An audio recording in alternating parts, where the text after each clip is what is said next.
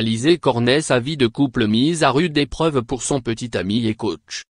Agent et entraîneur sur le court, petit ami à la ville, Michaël Cusage multiplie les casquettes pour soutenir au mieux Alizé Cornet. Tandis que la troisième joueuse française s'apprête à affronter sa compatriote Pauline Parmentier ce 30 mai 2018, au second tour du tournoi de Roland-Garros, son compagnon met tout en œuvre pour l'encourager, quitte à risquer une nouvelle dispute. À lire aussi. André, Koh-Lanta, en couple, sa petite amie dévoilée? Martika en couple, elle a un nouvel homme dans sa vie.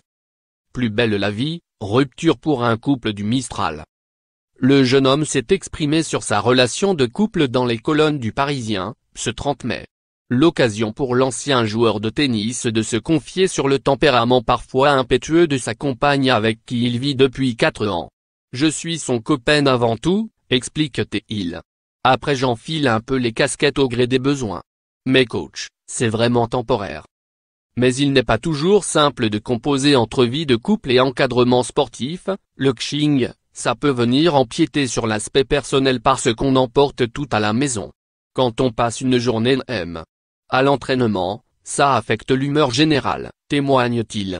Elle sait qu'elle doit bosser pour mieux gérer ses émotions, quand elle dépasse les limites, elle sait s'excuser. Et la 34e joueuse mondiale a plusieurs fois dépassé les limites sur le terrain, devant des caméras qui n'ont pas loupé une miette de ses coups de sang. Après une prise de bec à Doha, c'est au tournoi d'Indian Wells qu'Alizé Cornet a brillé par sa fougue le 9 mars. Perdant contre la Russe Sofia Zuk, 136e mondiale, au premier tour, la jeune femme de 28 ans s'en est violemment prise à son petit ami et à son second coach officiel de l'époque, allant jusqu'à leur imposer de quitter les tribunes. Il faut savoir relativiser le fait d'être passé en boucle sur les réseaux sociaux, raconte Michaël Cusage. Ce qui m'a touché, c'est surtout de voir à quel point elle était mal pour faire ça. La voir jusqu'à nous chasser du terrain. J'ai été touché pendant un jour ou deux mais je savais qu'elle n'était elle-même ce jour-là.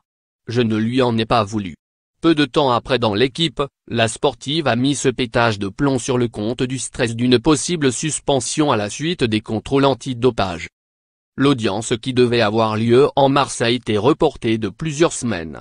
En attendant de finalement être blanchie le 15 mai, il n'a pas été facile pour la joueuse régulièrement victime de sexisme de continuer à s'entraîner comme si de rien n'était, comme en témoigne son meilleur allié, j'étais la seule personne avec qui elle pouvait être sur le terrain à ce moment-là, mentalement, c'était très difficile.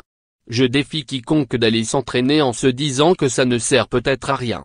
Désormais libérée de tout soupçon, Alizé Cornet a toutes les cartes en main pour aller le plus loin possible pour sa 14e participation aux Internationaux de France.